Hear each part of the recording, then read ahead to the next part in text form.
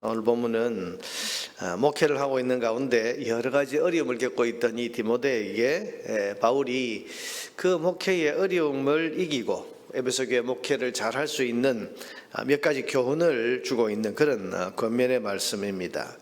목회의 여러 가지 어려움을 잘 이길 수 있도록 하기 위해서 바울은 어떤 권면을 지금 하고 있습니까? 첫째는 예수님 안에 있는 은혜를 받아 강건해져야 된다, 그렇게 권면을 합니다. 1절에 보니까 내 아들아 그러므로 너는 그리스도 예수 안에 있는 은혜 가운데서 강하고 되지만 원래 이 문장을 보면 강하게 되어라, 은혜를 받아서 강하게 되어라, 그렇게 지금 말하고 있는 겁니다. 목회는 여러분 자기 힘이나 자기 의지로 하는 것이 아닙니다. 주 예수님께서 공급해 주시는 힘으로 할 수 있습니다. 은혜의 힘, 그 은혜의 힘이 있어야 감당할 수 있는 겁니다. 때로는 사람들이 실망을 시키고 또 여러 가지 마음이 낙심할 만한 그런 일들이 일어나도 주님의 위로가 있으면 감당할 수 있습니다. 핍박 또 외부로부터 오는 그런 압박이 있어도 주님께서 주시는 은혜를 공급받으면 그 핍박이나 위험이 전혀 두렵지 않을 수 있습니다. 바울은 지금 디모데에게 목회의 힘이 하늘을 바라보는 데 있다는 사실을 지금 강조하고 있는 겁니다. 여러분, 우리 신앙생활도 마찬가지입니다. 이런저런 일들이 우리 마음을 흔들어 놓고 우리 믿음을 흔들어 놓으려고 할 때에 하늘을 바라보는 사람, 위로부터 공급되는 은혜를 사모하고 위로부터 공급되는 그 은혜를 공급받으면 우리는 흔들리지 않는 그런 멋진 신앙생활을 제대로 할 수가 있습니다. 우리가 땅에 속한 사람으로서 또 땅에서 살고 있는 사람으로서 그저 땅의 일만 생각하고 사람과의 관계에서만 이래저래 우리가 헤매고 있으면 우리 감당할 수가 없습니다. 신앙생활도 감당할 수 없고 사명도 감당할 수 없습니다. 그러나 수시로 하늘을 바라보고 오늘 이 바울의 말처럼 위로부터 공급하시는 은혜의 힘을 공급받으면 그 은혜 앞에서 우리가 늘 일어서고 또 담대해지고 그 은혜의 힘을 공급받으면 그 은혜의 힘으로 우리가 모든 사명도 신앙생활도 넉넉히 감당할 수가 있게 됩니다. 오늘 바울은 이 디모데에게 너는 예수 그리스도 안에 있는 은혜 가운데서 강건해져라, 은혜 많이 받아서 강건해져라, 하늘을 바라보라, 그렇게 지금 권면하고 있는 겁니다. 둘째로 바울은 권면합니다. 사역을 혼자 하지 말고 여러 신실한 사람들과 동역하라, 그렇게 권면을 합니다. 2절에 보니까 또 네가 많은 증인 앞에서 내게 들은 바를 충성된 사람들에게 부탁하라. 충성된 사람, 이 원문을 보면 믿을 만한 사람들에게 부탁을 해라. 그들이 또 다른 사람들을 가르칠 수 있으리라. 무슨 말입니까? 혼자 하지 말라는 겁니다. 사역을 하다가 지치는 이유 중에 하나는 혼자서 다 감당하려고 할 때입니다. 여러분, 아무리 뛰어난 사람이라도 사람은 다 한계가 있습니다. 그래서 오늘 사도 바울은 디모데야, 너 혼자 하려고 하지 말고 너 교회 안에 다른 신실한 사람들 있지 않냐? 그 사람들과 함께 일해라. 그들이 또 다른 사람들을 가르칠 수 있도록 그렇게 사람들을 세우고 다른 사람들과 협력해서 일해라, 그렇게 말합니다. 여러분, 주님께서 교회 안에 여러 은사, 여러 직분을 주신 이유가 뭐겠습니까? 혼자서 하지 말고 함께 하라는 뜻입니다. 여러분, 신앙생활도 혼자서는 약합니다. 우리가 예배도 함께 해야 하고 기도도 봉사도 또 신앙의 삶도 교회 공동체 안에서 함께 해야 우리가 잘 할 수가 있습니다.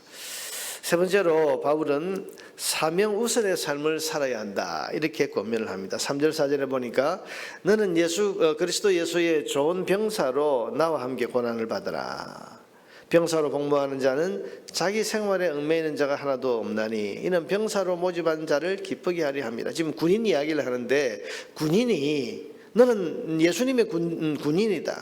군인이 자기 생활에 얽매이는 이걸 먼저 하면, 여러분, 군인이 여러분 자기 먹고 자기 입고 자기 뭐 놀고 하는 여기에 먼저 신경을 쓰면 군인으로서의 사명을 감당할 수 있습니까? 감당할 수 없죠. 사명 우선의 삶을 살아야 된다. 이어서 5절에 보면 운동선수, 경기하는 자가 법대로 경기하지 않으면, 여러분 달리기 선수가 있는데 달리기 선수가 딱 규칙대로 자기 라인을 따라서 그렇게 가야 되는데 옆에 누가 있다고 해서 자기 개인 볼일 본다고 그 규칙을 어기고 여기저기 뛰쳐나가면 그러면 여러분 경기가 안 되는 거죠. 지금 여러분 바울은 사명 우선의 삶을 말하고 있습니다. 6절에도 보면 농부 이야기를 하면서 수고하는 농부가 곡식을 먼저 받는 것이 마땅하다. 농부는 여러분 농사 짓는 일이 사명이고, 군인은 전투하는 일이 사명이고, 운동선수는 자기가 경기하는 그 종목의 경기를 규칙대로 하는 것이 자기의 사명입니다. 그러니 사명 가진 사람이 사명보다 자기 개인의 삶을 더 우선하면 그 사명을 따라 살 수 없다. 그 사명자가 아니다. 그 말을 하는 거죠. 여러분 그렇습니다. 바울은 지금 디모데에게 개인적으로는 여러분 목사도 사람이니까 마음 상할 수 있고 또 지칠 수 있고 또 여러 가지 어떤 어려움에 빠질 수 있지만은, 그러나 자기 개인의 그런 마음의 상태나 또 형편이나 기분이나 이런 데 좌우됐다가는 사명 감당할 수 없다. 그러니 지금 바울이 디모데에게 하는 말은, 너 개인적인 이런저런 문제도 있고 이런저런 삶도 있지만은 그 삶보다 사명이 더 우선이다. 사명 우선의 삶을 살아라. 그러니까 이 말은 무슨 말입니까? 힘들어도 사명 감당해야 되고, 피곤해도 사명 감당해야 되고, 괴로워도 사명을 감당해야 되고, 사명 우선의 삶을 살아야 된다. 그것이 우리를 사명자로 부르신 주님 앞에 마땅한 일이다. 그렇게 지금 권면하고 있는 겁니다. 여러분 바울은 지금 개인의 삶에 우리가 얽매이지 말고 사명에 우선해서 사명에 흔들림이 없어야 된다. 이것을 권면하고 있는 겁니다. 간혹 보면 자기 개인의 삶 때문에 사명이 자꾸 뒤로 쳐져지고 자기 어떤 감정이나 기분이나 이런 것들 때문에 사명을 소홀히 하는 이런 경우를 볼 때가 있습니다.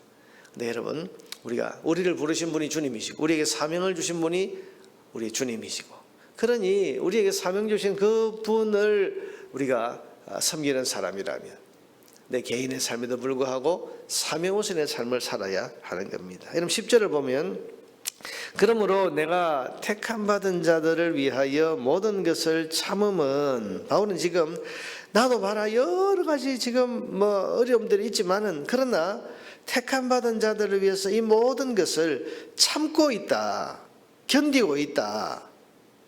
이 말은 참으면서 사명 감당하고 있고 견디면서 사명 감당하고 있는데, 그 이유는, 참음은 그들도 그리스도 예수 안에 있는 구원을 영원한 영광과 함께 받게 하려 함이라. 바울은 목회와 전도 사역을 하면서, 여러분 앞에 보면 우리 어제 읽던 본문에 보면 떠나가 버린 사람 이야기도 하고 자기를 버린 사람 이야기도 하고, 목회나 전도 사역을 하다 보면 자기를 괴롭히는 사람도 있고 실망시키고 떠나가 버린 사람도 있고, 심지어 뒤에 나옵니다마는 해를 입힌 그런 사람까지도 있습니다마는, 그러나 바울은 그거 내가 다 참았다, 흔들리지 않고 끝까지 내가 참으면서 목회와 전도 사역을 감당하고 있는데, 그 이유가 뭐라고 했습니까? 그 한 사람 한 사람들을 결국 구원에 이르도록 하기 위해서 내가 그 모든 것을 참고 견디고 사역을 하고 있노라. 목표가 뭐죠? 내가 편하냐 내가 불편하냐 이게 아니고, 저 사람들, 하나님께서 내게 맡기신 저 사람들이 구원에 이르느냐 안 이르느냐, 그래서 저 사람들이 구원에 이르도록 하기 위해서 지금은 좀 실망을 시키고 지금은 좀 나를 괴롭히고 지금은 내게 해를 끼치고 있지만은, 그러나 결국 저 사람들을 구원에 이르도록 해야 하기 때문에 내가 이 모든 것을 지금 참으면서 내 사명을 감당하고 있노라. 이렇게 지금 말하고 있는 겁니다. 여러분 결국 목회는 내가 참음으로써 다른 사람들을 구원해내는 것입니다. 이것은 마치 예수님께서 죽으심으로 우리를 구원해내신 것과 똑같은 것이라고 그렇게 말하는 겁니다. 여러분 예수님이 십자가를 참고 십자가에서 죽으셨기 때문에 우리가 구원받지 않았습니까? 그래서 바울은 디모데에게 봐라, 그러니 내가 참고 내가 견뎌서 저 사람들이 구원에 이르도록 해야 되는 이것이 목회다, 이게 사명이다, 그렇게 말하고 있는 겁니다. 그래서 여러분 11절부터 13절까지 이건 아마 그 당시에 초대교회 안에서 자주 사용되었던 그런 어떤 시나 아니면 찬송 가사쯤 되는 것 같습니다. 미쁘다 이 말이여 해놓고 우리가 요부터 여러분 13절까지 이 내용은 지금 바울이 인용하고 있는 그런 문구입니다. 그들은 뭐라고 했습니까? 미쁘다 이 말이여 해놓고 이 말은 참 옳은 말이다 그러면서 우리가 주와 함께 죽었으면 또한 함께 살 것이요 참으면 또한 함께 왕노릇 할 것이요 우리가 주를 부인하면 주도 우리를 부인하실 것이라.